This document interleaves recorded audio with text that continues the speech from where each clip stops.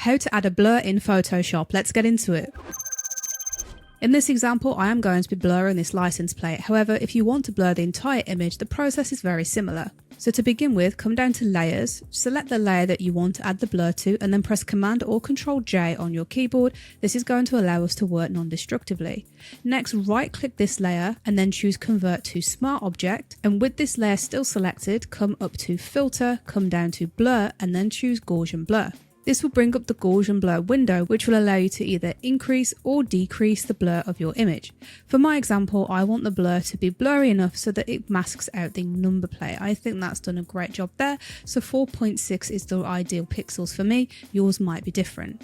Once you're happy with this, you can choose OK to click out of it. And what's great about using it on a smart object is we can then come back into this at a later point by double clicking and make changes to it if you want to. If you just want to blur the entire image, you are pretty much done here and you can save your image. However, if you want to blur a specific part of your image, I'm going to walk you through how we can do that. So to do this, we're going to be working with masks. The first step is to select this layer and choose this mask button. This is going to make it into a mask, which allows us to add or remove from our image. With the mask created, make sure you have it selected and then press Command or Control I on your keyboard.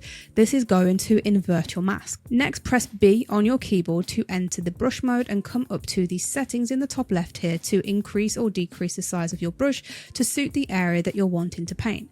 I recommend working with a brush hardness as low as possible, especially if you want this effect to be subtle. So I'm going to go for about 10%. Next, click out of the brush menu. You may need to zoom in on your image to get this perfect. So I'm just going to increase my brush size so it's just slightly bigger than the number plate, and then all you have to do is paint over. Because we're working with masks, we're essentially painting back in the blur that we just took out when we inverted the mask. So with that blur painting complete, I'm just going to zoom back out on my image here. Now, like I said before, if you then want to increase or decrease the blur level, you can always come back into the Gaussian blur here and change the amount in the Gaussian blur settings. So if I increase this, we can see it taking effect on that blur that we just painted in there. Once you're happy, choose OK, and that is how you blur an image in Photoshop, and that's all there is to it.